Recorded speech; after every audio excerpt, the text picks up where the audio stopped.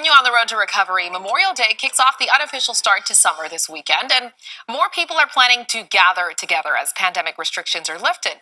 This morning, lifestyle expert and author Amy E. Goodman joins us with some post-pandemic party safety and etiquette tips. Good morning to you, Amy. You're a godsend for so many of us who are like a nervous wreck when we plan gatherings, especially now that we come out of the pandemic. Thanks for joining us.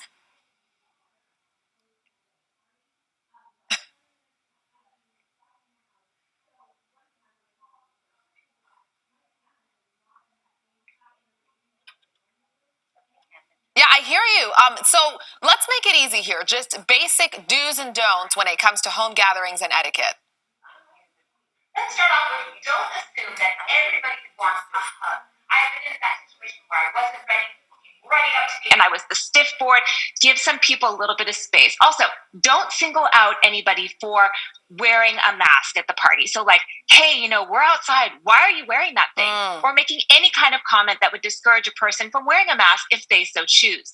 You do, as a host, want to say okay to help. If somebody offers to bring some dish, or you want to designate somebody to make a playlist for the party, definitely say yes, because there's more involved in putting together a post-pandemic party, from cleanliness to hygiene to prepping the house. So one thing I wanted to also share personally was that my stamina is not in that same high entertaining mode that it normally is, and it can be an exhaustive process. So definitely say yes to help.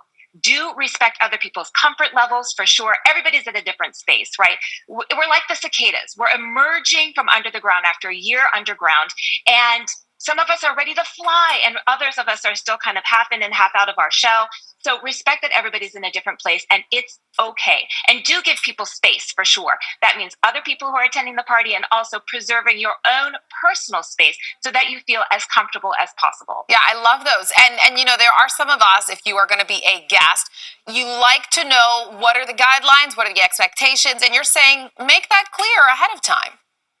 I say transparency is key, especially now when we're bombarded with so many different rules and messages. Put it clearly in an invitation.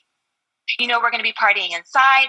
If you haven't been vaccinated, please follow CDC guidelines and wear a mask. That's great. Or maybe you're going to be outside and you want everybody to still maintain 3 feet of distance. Just put it in the invitation and make it really clear. If your friends or family decline, it's okay. Hopefully you can get together later in the summer. And don't assume everybody's going to read all the fine writing in your invitation. So make sure you have masks handy if that's part of your code for your party. It is your house after all, and it's okay to make those rules, but kind of make it more than just the mask. So I put it in a nice little caddy here with sunscreen, some bug spray. Hopefully, per that weather report, we will be able to have a little bit of time outside on Monday for Memorial Day. I also have some lotion here. So as you see this caddy, the emphasis is a little bit off of the masks, but more about general health and wellness. Right, and that'll put a lot of people at ease, those who are still feeling a little more reserved. Something else that you mentioned in your list that I think is really key is try to break up the usual gathering spots for food. And that's something I wouldn't have thought about. We're so used to putting it all in one space.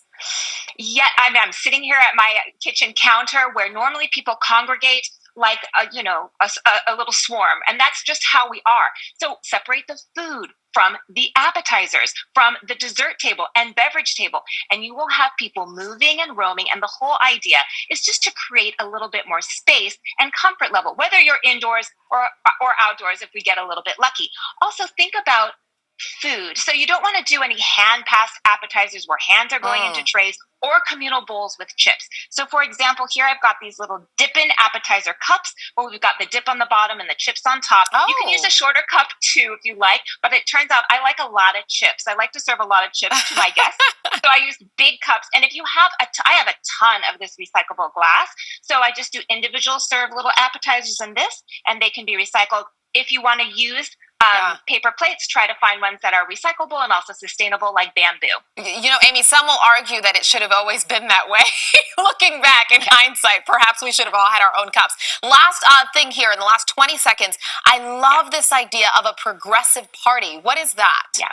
So these are for people really anxious and haven't yet partied at all. You have assigned slots for families to swing by. So at 1 o'clock, the Browns come. At 2 o'clock, the Matsushita family comes. At 3 o'clock, the Song family comes. And the idea is that people come, they have a little snack and nibble. You get to have that party feeling, and then they move on. It's totally okay. My bottom line here, we're here to celebrate Memorial Day and those who have fallen for our country. That's number one. Number two, make sure we're all comfortable when we celebrate. All right. We always appreciate your tips. Thank you so much, Amy. You're making people like me a little less anxious, and I'll definitely do the progressive party. That's a great idea. Thank you. Cool. Thank you.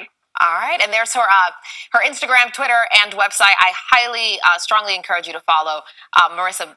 Some folks out there just need a little help. You want to have a party. You just don't know the etiquette and the do's and don'ts. You want to keep it sanitary. And you want to keep it sanitary. And you said it, Jeanette, a lot of these things we should have incorporated pre-pandemic. Listen. But, we had to go through it